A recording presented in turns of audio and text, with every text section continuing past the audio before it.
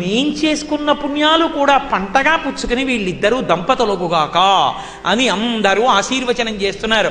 కృష్ణ పరమాత్మ వచ్చాడు అని తెలుసుకున్నాడు. భీష్మకుడు గబగబా ఎదురొచ్చాడు, మధుపర్కం ఇచ్చాడు. మధుపర్కం అంటే జరియంచు పట్టాని కాదు, దాని అర్థం పెరుగు తేనె కలిపినటువంటి పదార్థాన్ని చేతిలో వేస్తారు. చేతిలో వేస్తే దాన్ని మధుపర్కం అంటారు. ప్రీతిని ఆవిష్కరించడం. అయ్యా మీ యందు మాకెంతో ప్రీతి ఉంది రండి అని పిలవడానికి మధుపర్కం ఇస్తారు. కాబట్టి మధుపర్కం ఇచ్చారు. ఆ మధుపర్కాన్ని పుచ్చుకుని తనకిచ్చినటువంటి విడిదికి కృష్ణ పరమాత్మ బయలుదేరాడు.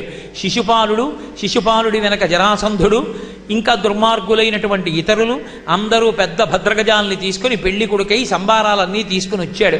ఎదురెళ్ళాడు, హారతి ఇచ్చాడు, పెళ్లి కొడుకుని పిలిచాడు, విడిదిలో దింపాడు. మనసులో ఇష్టం లేకపోయినా భీష్మకుడు రాజీపడి కూతురు పెళ్లి పాపం అలాగే సంతోషాన్ని తెచ్చిపెట్టుకున్నవాడై ఆ శిశుపాలుడికి విడిదినిచ్చాడు. పూర్తయిపోయింది. రుక్మిణీదేవికి మనసులో లేదు. ఆవిడ బెంగ పెట్టుకుని బాధపడుతోంది. ఘనుడాభూసురుడేగెనో నడుమ మార్గాశ్రాంతుడై చిక్కెనో విని కృష్ణుండది తప్పుగా తలచనో విచ్చేశనో ఈశ్వరుండనుకూలింప తలంచునో తలపడో ఆర్యామహాదేవియున్నను రక్షింపనిరుంగునో ఎరగదో నా భాగ్యం ఎట్లున్నదో. ఘనుడాభూసురుడేగెనో, ఘనుడు భూసురుడు ఆ బ్రాహ్మణుడు అగ్నిజ్యోతనుడు వెళ్ళాడో వెళ్ళలేకపోయాడో, ఎక్కడో సముద్ర మధ్యంలో ఉన్న ద్వారక వెళ్ళాడో వెళ్ళలేదో. నడుమ మార్గాశ్రాంతుడై చిక్కెనో, మధ్యలో దారిలో విశ్రాంతి కావలసి వచ్చి ఆగిపోయాడో. మార్గాశ్రాంతుడై చిక్కెనో విని కృష్ణుండది తప్పుగా తలచెనో. ఆడపిల్ల ఉత్తరం రాయడం ఏమిటని కృష్ణుడు తప్పట్టుకున్నాడో. విని కృష్ణుండది తప్పుగా తలచెనో ఆర్యామహాదేవియున్నను రక్షింప నిరుంగునో ఎరగదో. ఆర్యామహాదేవి నన్ను రక్షించాలనుకుంటోందో అనుకోవట్లేదో. ఎవరా ఆర్యామహాదేవి? ఆర్యామహాదేవియే కామాక్షి పరదేవత, ఆమెయే గౌరి. ఎందుచేత అంటే దాంపత్యంలో ఆనుకూల్యత అనేటటువంటిది ఉందనుకోండి, ఐశ్వర్యమున్నదా ఐశ్వర్యము లేదా అన్న దానితో సంబంధం ఉండదు. ఆ దాంపత్యాన్ని మించినటువంటి స్వర్గం లోకంలో ఇంకోటి ఉండదు. అనుకూలమైనటువంటి దంపతులైతే వాళ్ళిద్దరి యొక్క సంసారము స్వర్గం. ఎన్ని ఇంట్లో ఉండనివ్వండి, వాళ్ళిద్దరి మధ్య ఆనుకూల్యత లేదనుకోండి, ఆ ఇంటిని మించినటువంటి నరకం ఇంకొకటి ఉండదు. దంపతుల మధ్య ఆనుకూల్యతని ఇవ్వగలిగినటువంటిది ఒక్కరున్నారు, ఆమెయే పార్వతీదేవి.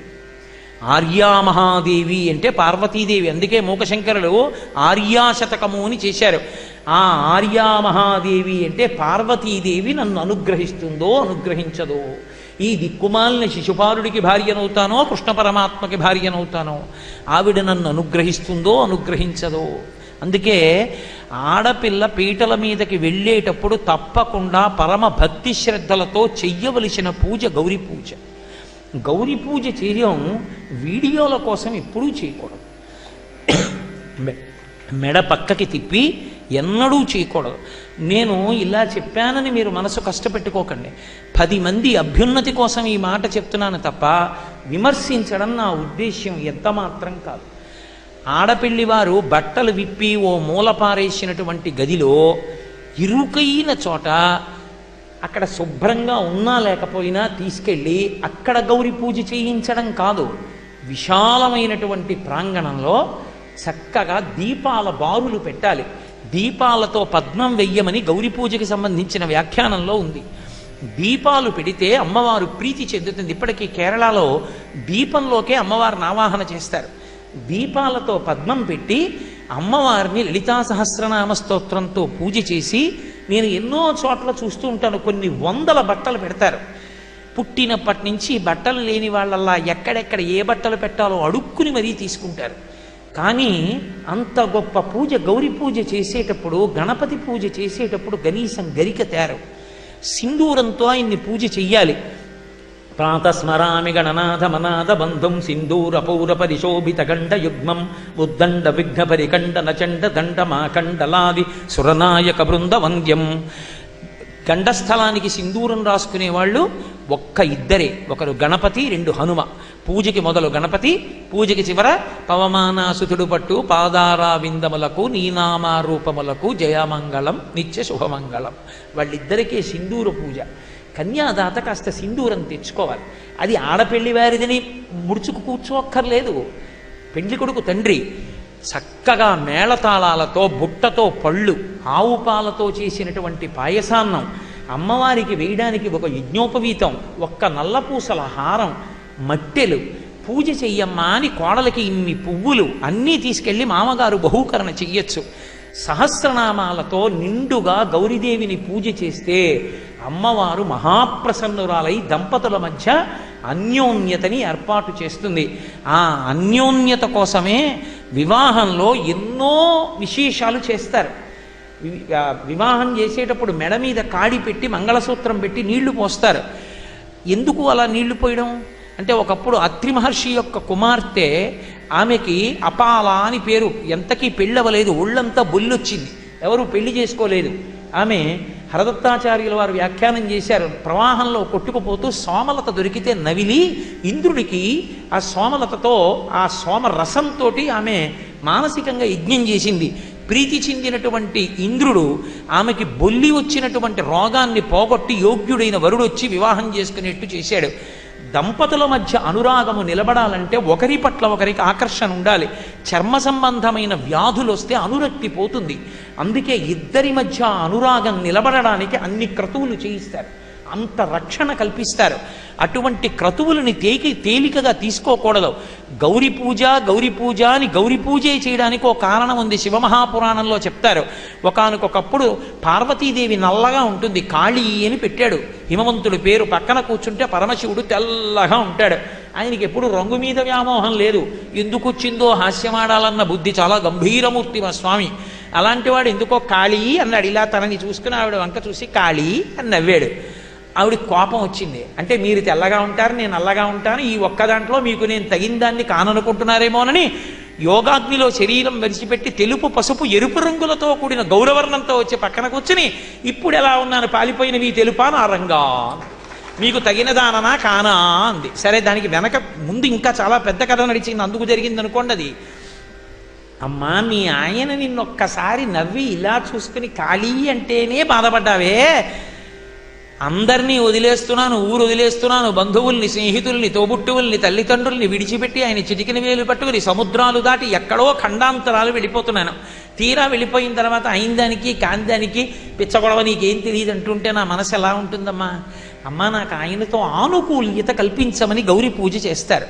ఆ గౌరీ పూజ అంత ముఖ్యమైనది. అందుకే యద్యదాచరతి శ్రేష్ఠ, పెద్దలైన వాళ్ళు ఆచరించండి లోకంలో ఎలా తెలుస్తుంది? రుక్మిణీదేవి అంతటిది కూడా గౌరీ పూజే చేసింది పెళ్లి కూతుర్ని చేసినప్పుడు. ఆమె తిన్నగా ఇంత బాధపడుతోంది. ఘనుడాభూసురుడేగనో నడుమ మార్గశ్రంతుడై చిక్కెనో విని కృష్ణుండని తప్పుగా తలచనో విచ్చేశనో ఈశ్వరుండనుకూలింప తలంచనో తలపడో ఆర్యామహాదేవియున్నను రక్షింపనెరుంగునో జరగదో నా భాగ్యం ఎట్లున్నదో అని. ఆర్యామహాదేవి గౌరీదేవి కామాక్షి పరదేవత. ఆ గౌరీదేవి యొక్క అనుగ్రహం నాకున్నదో లేదో, అనుకూల దాంపత్యంలో కృష్ణుడు నాకు భర్త అవుతాడో అవడో, అందుకు రుక్మిణీ కళ్యాణం చేస్తారు. అవవలసిన శిశుపాలుడు తప్పి కృష్ణుడు భర్త అయినట్టే, ఎవరు రుక్మిణీ కళ్యాణం జరిగి పీటల మీద కూర్చుని లేఖ చదువుతారో వాళ్ళందరికీ పరమేశ్వరుడు ఒక అనుగ్రహాన్ని ఇస్తాడు.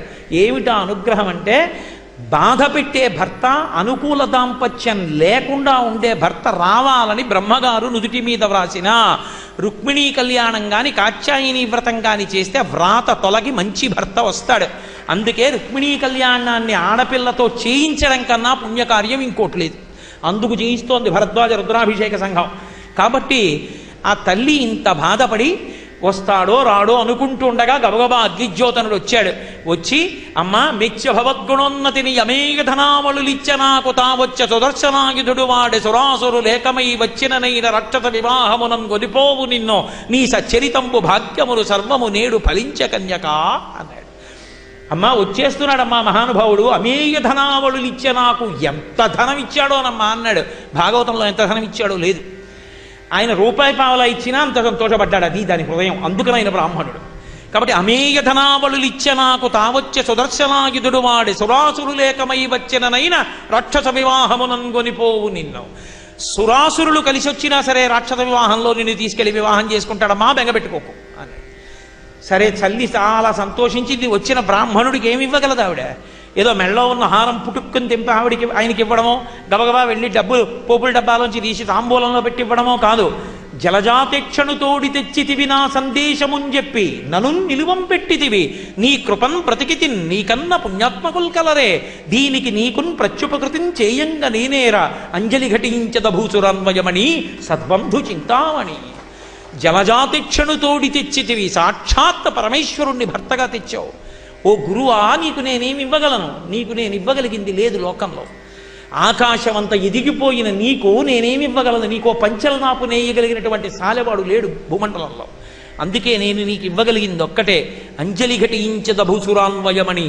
5 కర్మేంద్రియాలు, 5 పంచేంద్రియాలు, బుద్ధి 11ంటిని కూడా ఉంచి నీ పాదముల యందు న్యాసం చేసి నమస్కరిస్తున్నాను.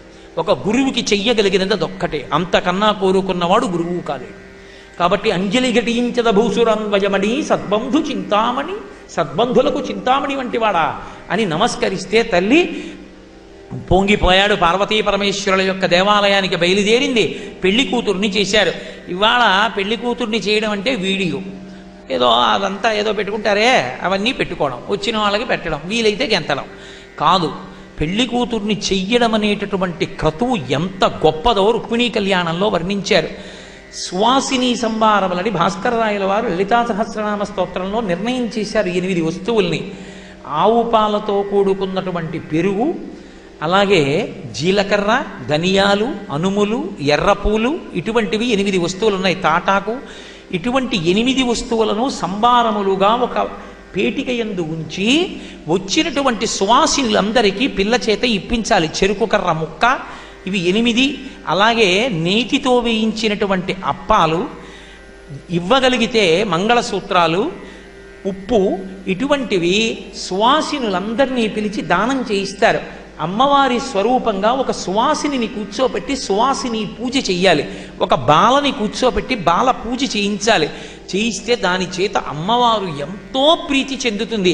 అదే ఉత్తరోత్తర సంసారము వర్ధిల్లడానికి కారణమవుతుంది. తిన్నగా పార్వతీదేవి ఆలయంలోకి వెళ్ళింది. అమ్మవారి పేరు చెప్పేటప్పటికే పోతన గారికి ఎంత భక్తో, అమ్మా అమ్మా అమ్మా ఈ మాట ఎన్ని మాటలు పడిపోతుందో ఆయన పద్యంలో.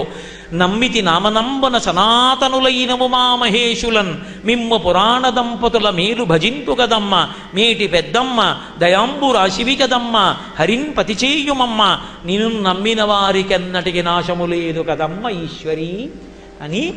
అమ్మా, నిన్ను నమ్ముకున్న వాళ్ళకి నాశనం అవడం అన్నది ఉంటుందా? నువ్వు నమ్మితి నామనంబున సనాతనులైనవు మా మహేషులన్, వాళ్ళిద్దరూ సనాతనులైనటువంటి దంపతులు. వాగర్ధామివ సంపృక్తం వాగర్ధ ప్రతిపత్తయే జగత పితరం వందే పార్వతీ పరమేశ్వరౌ నిత్యాయ త్రిగుణాత్మనే పురజితే కాత్యాయని శ్రేయసే సత్యాయ అద్య కుటుంబినే మునిమన ప్రత్యక్ష చిన్మూర్తయే అంటారు శంకర భగవత్పాదులు శివానందలహరిలో. ఆద్య కుటుంబిని, ఆది కుటుంబం వాళ్ళిద్దరిది. అటువంటి తల్లి నువ్వు నన్ను అనుగ్రహించి కృష్ణ పరమాత్మకి ఇల్లాలయ్యేటట్టుగా చెయ్యి. నమ్మితి నామనంబున సనాతనులైనవు మా మహేషులన్ మిమ్మ పురాణ దంపతుల మేలు భజింతు కదమ్మ మేటి పెద్దమ్మ దయాంబురాశివి కదమ్మ హరిన్ పతిచేయుమమ్మ నిన్ను నమ్మిన వారికెన్నటికి నాశము లేదు కదమ్మ ఈశ్వరి. ఎంత లక్ష్మీదేవియే భూమి మీదకొచ్చినా గౌరీ పూజ చేసి పార్వతీదేవికి నమస్కరించవలసినదే. రుక్మిణీదేవియే ప్రమాణాన్ని లోకానికి చాటి చెప్పింది, గౌరీ పూజ చెయ్యాలి అని. అఘాయిత్యంతో అటువంటివి మార్చకూడదు. కాబట్టి ఆ గౌరీ పూజ చేసి తల్లి అక్కడ ఉన్నటువంటి సువాసినులందరికీ తాంబూలాలు ఇచ్చి వాళ్ళ యొక్క ఆశీర్వచనాన్ని పొంది అప్పటి వరకు మౌనంతో ఉండాలి. ఆ మౌనాన్ని వీడి ఆలయం బయటికి వచ్చి నిలబడింది. ఓ ఎక్కడో వచ్చుంటాడు కృష్ణ పరమాత్మ, ఎందుకని చెప్పింది కదూ, లోపలి సౌధంబులో వర్తింపగా నిన్ను తేవచ్చునే ఎట్లు తెత్తునే నీ కావలి వారల గలబంధువుల చంపి కాని తేరాదని కమలనయన భావించితే నీ ఒక ఉపాయంబు చెప్పెద ఆలింపు కులదేవయాత్ర చేసి నగరు వెల్వడి నగజాతకన మొక్క పెండికి మునవడ పెండివారు నన్ను భూతనాథు సదికి మొక్కంగా పంపుదురు ఆ సమయమును నీవు నన్ను వచ్చి కొనుపమ్ము అవార్య చరిత అని చెప్పింది కదా. పార్వతీదేవి ఆలయానికి వస్తారు, భవానీ శంకర ఆలయానికి, అక్కడ నన్ను తీసుకెళ్ళమంది. వచ్చాడా కృష్ణుడని అలవోకగా ఇలా కనురెప్పలెత్తి ఇలా చూసిందిట. ఆమె ఇలా చూసేటప్పటికీ ఆమె చూపుల సౌకుమార్యం చూసి కొన్ని 100 మంది రాజకుమారులు స్పృహ తప్పి పడిపోయారు. వాళ్ళ బలహీనత అటువంటిది. చూసిందావిడ కనియన్ రుక్మిణి చంద్రమండలముకున్ కంఠీరవేంద్రావలగ్ను జారుతరవచ్చు, నవాంబోజదలాక్షు జారుతరవచ్చు, నీల మేఘ సంకాశ దేహు నగారాతి గజేంద్ర హస్తునివ బాహుంచక్రి పీతాంబరం ఘనభూషాన్వితు కంభుకంటు విజయోత్కంఠం జగన్మోహనం. అబ్బో, పోతన గారికి ఏం పడిపోయాయో పద్యాలు. మహానుభావుడు, శారదా కటాక్షాన్ని పొందినవాడు. చెప్పుకున్నారు కదా ముందే, సరస్వతీ మంత్రాలన్నింటినీ కలిపి ఒక్క పద్యంలో ఆయన ఆవిష్కరించి, అమ్మా నాకు ఎప్పుడు కనపడతావో, ఎప్పుడు అనుగ్రహిస్తావో అన్నారు. శారద నీరదిందు ఘనసార పటీరమరాళ మల్లికాహార తుషార ఫేన రజతాచలకాశ ఫణీశ కుంద మందార సుధాపయోధిసిత తామర సామర వాహినీ శుభాకార తనొప్పు నిన్ను మది కనగనెన్నడు కల్గు భారతి అని అడిగారు కదూ సార్. ఆ సరస్వతీదేవి అనుగ్రహం, ఆ రామచంద్ర ప్రభువు యొక్క అనుగ్రహం అలవోకగా వెళ్ళే పద్యాలు పోతన గారికి. చూసింది తల్లి ఎదురుగుండా, కనియన్ రుక్మిణి చంద్రమండల ముఖున్ కంఠీరవీంద్రావలగ్ను. చంద్రబింబం ఎలా ఉంటుందో అటువంటి ముఖం ఉన్నవాడు, సింగము యొక్క నడుము ఎలా ఉంటుందో అటువంటి నడుమున్నవాడు, నల్లని మేఘం ఎలా ఉంటుందో అటువంటి కాంతితో కూడినటువంటి శరీరం ఉన్నవాడు, నవాంబోజదలాక్షు అప్పుడే అరవిరిసినటువంటి పద్మం ఎలా ఉంటుందో అటువంటి కన్నులున్నవాడు, నవాంబోజదలాక్షు జారుతరవచ్చు, నగారాతి గజేంద్ర హస్తునివ బాహుం చక్రి పీతాంబరం ఏనుగు తొండాలు ఎలా ఉంటాయో అటువంటి చేతులున్నవాడు. ఆ కృష్ణ పరమాత్మని చూసి, అబ్బా ఈయన్నే నేను భర్తగా భావిస్తున్నాను, ఈయన నన్ను తీసుకెళ్ళడానికి వచ్చాడని పొంగిపోయింది. కృష్ణ పరమాత్మ గబగబా రథం దగ్గరికి తీసుకొచ్చారు, చెయ్యి ఇచ్చారు, పైకెత్తారు, కూర్చోబెట్టుకున్నారు, వెళ్ళిపోయింది రథం. వీళ్ళందరూ అలా చూస్తున్నారు. అయ్యో కృష్ణుడు ఎత్తుకుపోయాడు, రుక్మిణీదేవిని ఎత్తుకుపోయాడు, రుక్మిణీదేవిని ఎత్తుకుపోయాడు అన్నారు. వెంటనే శిశుపాలుడు, జరాసంధుడు వీళ్ళందరూ సైన్యాలు తీసుకున్నారు, బయలుదేరారు. రుక్మిణీదేవి వెనక్కి తిరిగి చూసింది. ఎంత సైన్యమో మహాసముద్రంలా. కృష్ణుడి వంక చూస్తే కృష్ణుడు అన్నాడు, ఎందుకు బెంగ పెట్టుకుంటావు రుక్మిణి? వచ్చెదరదెయదు సైన్యము చొచ్చెదర అరి సైన్యమెల్ల వైరుల పెలచన్ నొచ్చెదరను విచ్చెదరను చచ్చెదరను నేడు చూడు జలజాతాక్షి అన్నాడు. అది ఓ ఎదు సైన్యం వచ్చేస్తోంది, చొచ్చుకుంటూ లోపలికి వెళ్ళిపోతుంది. ఈ అరివైరులు అంటే శత్రువీరులు అందరూ కూడా పడిపోతారు. బెంగ పెట్టుకోక అలా చూస్తుండు, ఏదో క్రీడ చూసినట్టు చూడు అన్నాడు. సుదర్శన చక్ర ధారల చేత ఈ సైన్యాన్నంతటినీ పడగొట్టాడు. నిన్ను పెళ్లి కొడుకుని చేస్తామని పెళ్లి కొడుకుని చేసి తీసుకొచ్చి నీకు పెళ్లి చేస్తామన్న జరాసంధాదులందరూ వెనక్కి తిరిగి పారిపోతున్నారు. శిశుపాలుడు గబగబా వెళ్ళన్నాడు, మీ అందరూ నా వైపు పెద్దలన్నారు, పెళ్లి చేస్తాన్నారు, పెళ్లి కొడుకుని చేశారు, బుగ్గన చొక్కెట్టారు, వాషికం కట్టారు, ఇక్కడికి తీసుకొచ్చి కృష్ణుడు ఎత్తుకుపోతుంటే పారిపోతున్నారు ఏమిటన్నాడు. అంటే జరాసంధుడు ఆగన్నాడు, రే నీకో పెద్ద విషయం చెప్తాను చెవిలాయి అన్నాడు.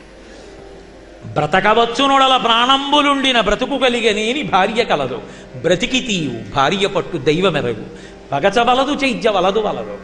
ఎవరిని నమ్ముకోవాలో వాణ్ణి నమ్ముకోవాలి. ఆయన అన్నాడు, బ్రతకవచ్చునొడల ప్రాణంబులుండిన.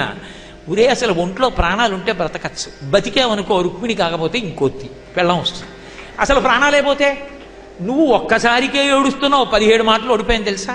అయినా నేను ఇలా బోరలు విరుచుకు తిరుగుతున్నాను, అలా ఏడవకూడదు, ఇంకో పిల్లని చూస్తుందా అని. బ్రతికి తీవు భార్య విషయంబు దైవమెరుగు.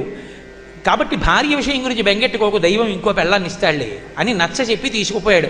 రుక్మికి మాత్రం ఎక్కడ లేని పట్టుదల. కృష్ణుడికి ఇవ్వకూడదని నేను అనుకుంటే ఆ కృష్ణుడే ఎత్తుకుపోయాడు. బెంగ పెట్టుకుని భగవంతుణ్ణి నింద చేద్దామని ప్రయత్నం చేసినా అది స్తోత్రమే అవుతుంది. భగవంతుణ్ణి నింద చేయడం కుదరదు లోకంలో. ఎంత నింద చేద్దామని ప్రయత్నించండి, అది స్తోత్రం అవుతుంది. సూర్యుడి మీద ఉమ్మేద్దామని ఎంతగా అండిస్తే ఆయన మీద పడుతుంది, తిరిగి మన మీదే పడుతుంది. లేకపోతే ఎవడి మీదో పడితే అబలాటకు వచ్చి వాడు చావగొడతాడు అంతే. కాబట్టి మా సాటి వాడవా మా పాప కొనిపోవ ఏ పాటి గలవాడ వీధి వంశము ఎక్కడ పుట్టితివి ఎక్కడ పెరిగితివి ఏది జన్మంబు మాయ చేయకొని కాని మరలరావు వసుదేశుడవు కావు వసుధపై వెలిగిడి వసుదేశుడవు కావు అని చెప్పి ఆయన్ని ఎంతో నింద చేయడానికి ప్రయత్నం చేశాడు. నువ్వు ఎక్కడో గొల్లల్లో పుట్టినటువంటి వాడివి, పైగా తెల్లవారి లేస్తే పశువుల్ని కాసుకుని తిరుగుతుండేవాడివి, అలాంటి వాడికి నీకు రాచకాంత కావలసి వచ్చిందా? మా పిల్లని ఎత్తుకుపోతావా? మా సాటి వాడివా మా పాప కొనిపోవ ఏ పాటి గలవాడ విధి వంశము ఎందు జన్మించితివి ఎక్కడ పెరిగితివి ఎయ్యది నడుబడి ఎవ్వరెరువు మానహీనుడవీవు మర్యాదలరుగవు మాయ చేకొని కాని మరలిరావు నిజరూపమున శత్రు నివహంబు పైపోవు వసుధేశుడవు కాని వావిలేవు కొమ్మ నిమ్ము నీవు గుణరహితుండవు విడువవేని విలయకాల శిఖీ శిఖా సమానచిత చెలీముఖంబుల గర్వమెల్ల కొందు కలహమందు అన్నాడు.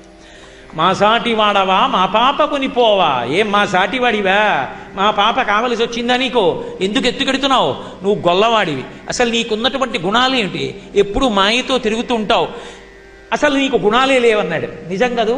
పరమేశ్వరుడికి కులం ఏమిటి, పరమేశ్వరుడికి గోత్రం ఏమిటి, పరమేశ్వరుడికి గుణాలు ఏమిటి, పరమేశ్వరుడు ఎందుకు పుట్టాడు, పరమేశ్వరుడికి చందనిది ఉంది ఈ లోకంలో. ఆయన్ని తిడదామని రుక్మి ప్రయత్నం చేసినా అది కృష్ణుడి పాలిట స్తోత్రమే అయింది. చూశాడు చూశాడు చూశాడు, చాలాసేపు చూసి ఇక ఈ రుక్మి యొక్క ఉద్ధతి ఎక్కువైపోతోందని సుదర్శన చక్రాన్ని చేత్తో పట్టుకున్నాడు రుక్మిని చంపేద్దామని. ఎంతైనా తోడ పుట్టింది కదూ, చెల్లెలి ప్రేమ చెల్లెలి ప్రేమే. వెంటనే కూర్చుని యుద్ధం అలా ఏదో చక్కగా ఒక్కరోజు జరిగేటటువంటి అంతర్జాతీయ క్రీడ చూస్తున్నటువంటి వాళ్ళల్లా ఆ యుద్ధాన్ని చూస్తున్నటువంటి రుక్మిణీదేవి గభాలన దిగిపోయి రథంలో కృష్ణ భగవానుడి యొక్క 2 పాదములు పట్టుకుని తల వంచి బొట బొట బొట బొట నీళ్లు కార్చింది. అని డగ్గుత్తికతో మహాభయముతో ఆకంపిత అంగంబుతో వినతశ్రంత ముఖంబుతో సృజలద్వేణీ కలాపంబుతో కనుదోయింజడి కొన్న భష్మములతో కాంతాలలామంబు మృక్కిన రుక్మిన్ తెగవేయబోక మడిషన్ కృష్ణుండు రోచిష్ణుడై. ఆవిడ అని గుత్తికతో కంఠంలోంచి మాట రాక మహాభయముతో చాలా భయపడిపోయి అన్నయ్యని చంపేస్తాడేమోనని మహాభయముతో ఆకంపితాంగంబుతో ఒళ్ళంతా గజ గజ గజ గజ ఉనికిపోతూ శృతి జలద్వేణీ కలాపంబుతో జుట్టు ఇలా చెవుల మీద పడిపోయి కనుతో ఇంజడిగొన్న భష్పములతో కన్నుల వెంట ధారల కింద నీళ్లు కారిపోతుంటే 2 పాదములు పట్టుకుంది. గభాలన చక్రం పట్టుకున్నవాడు ఆగి రుక్మిణీదేవిని పైకెత్తి ఎందుకు ఏడుస్తున్నావు అన్నాడు. నేను కోరుకున్నటువంటి వాడు నాకు భర్త అయ్యాడని మా నాన్నగారు సంతోషించాలా, తనకి ఉత్తర క్రియలు చెయ్యవలసిన పెద్ద కొడుకు చచ్చిపోయాడని ఏడవాలా, ఈ శుభ సందర్భంలో మా తల్లిదండ్రులకి కంట నీరు పెట్టవలసిన సందర్భాన్ని మిగల్చకండి, మా అన్నని బ్రతికించండి. ఏంది చచ్చిపోయినంత అవమానము చేసి చంపకుండా వదిలేస్తానని కిందకి దిగి రుక్మిణి పట్టుకుని చెట్టుకు కట్టి పోతనగారు రేవులవారంగొరిగి అన్నారు. రేవులవారంగొరిగి అంటే పాయలు పాయలుగా జుత్తంతా మీసాన్ని గడ్డాన్ని కత్తిరించి విడిచిపెట్టేశాడు. అది చావు కన్నా హీనం. ఏడుస్తూ రుక్మి కూర్చున్నాడు.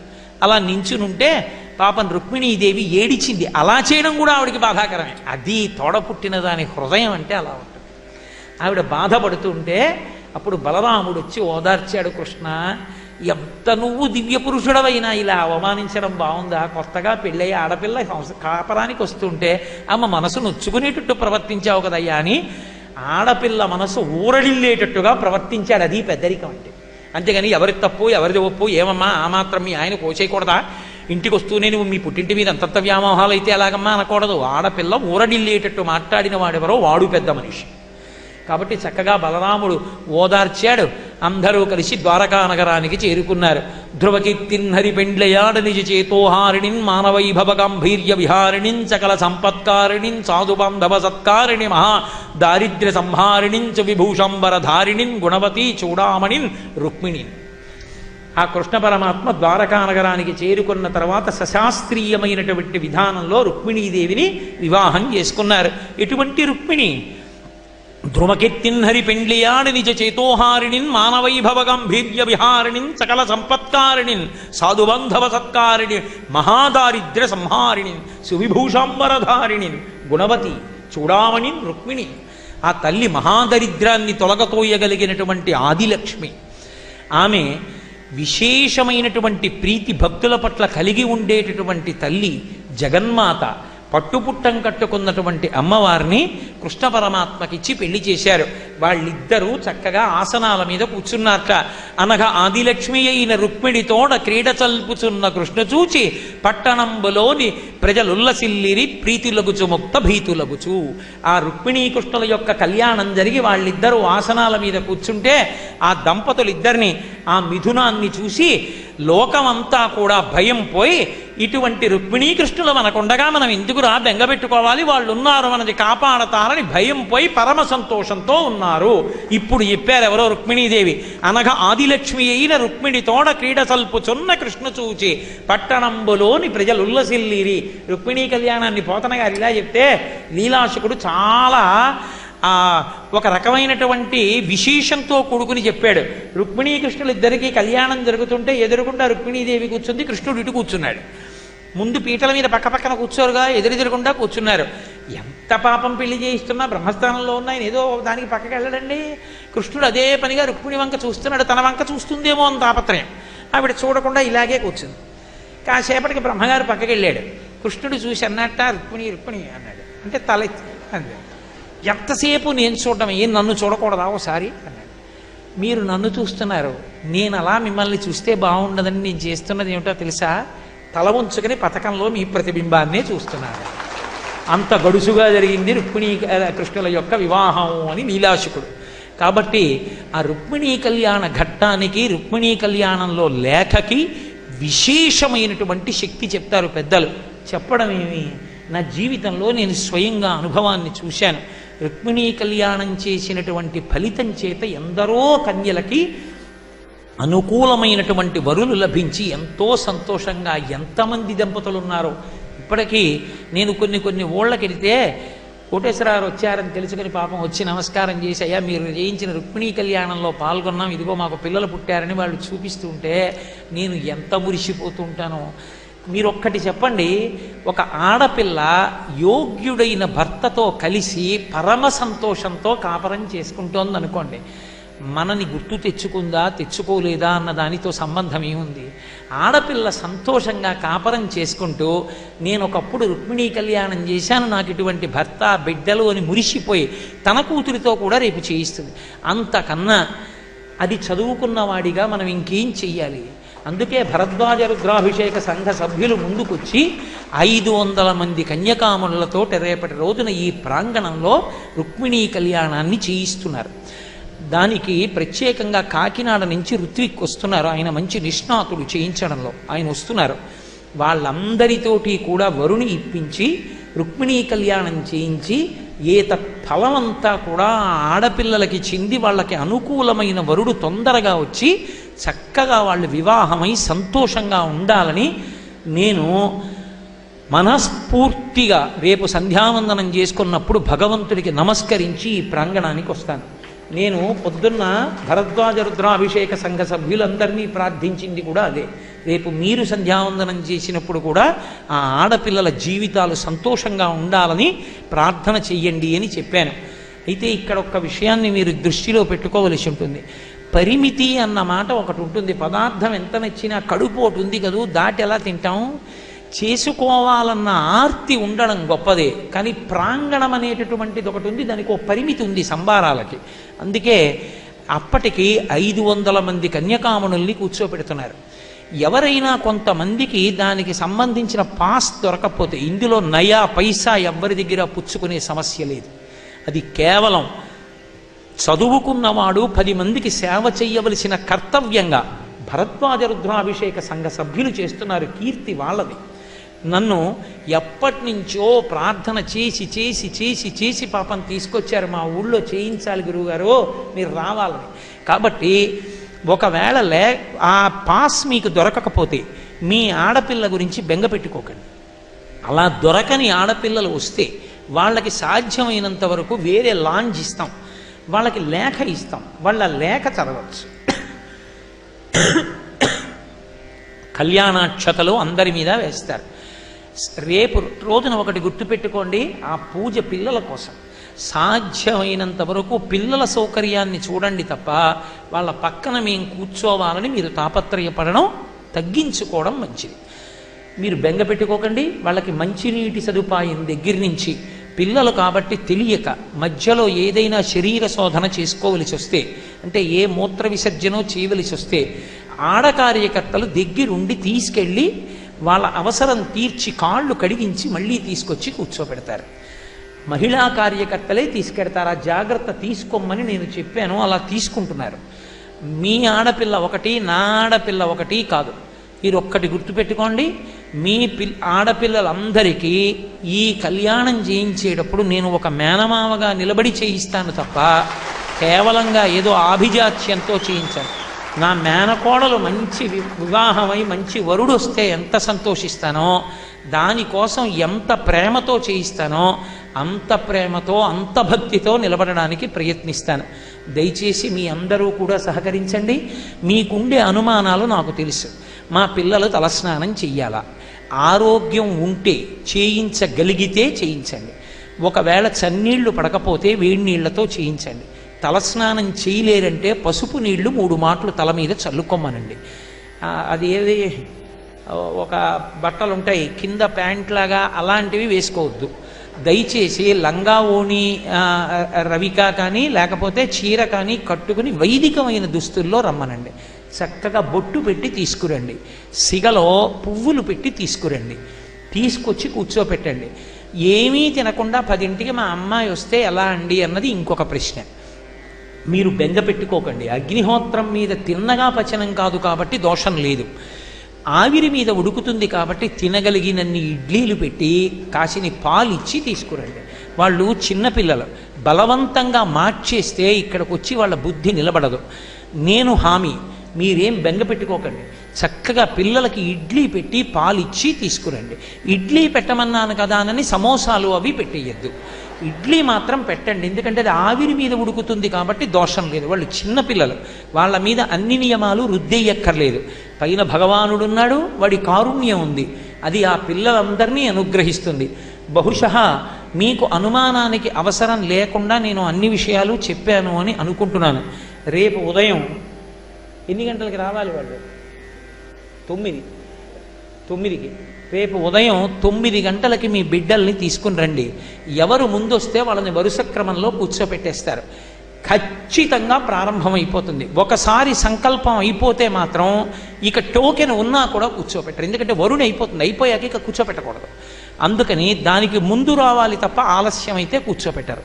సమయపాలనంలో మాత్రం పరాకుగా ఉండండి. రేపు ఉదయం మళ్ళీ మనందరం 9 గంటలకి రుక్మిణీ కళ్యాణంలో కలుసుకుందాం. రేపు సాయంకాలం 6:30 కృష్ణ పరమాత్మకి సంబంధించినటువంటి కథా విశేషంతో మళ్ళీ ప్రవచనంలో కలుసుకుందాం. కాబట్టి మంగళాశాసనపరై మదాచార్య పురోగమై సర్వైశ్చ పూర్వైరాచార్యై సత్కృతాయాస్తు మంగళం.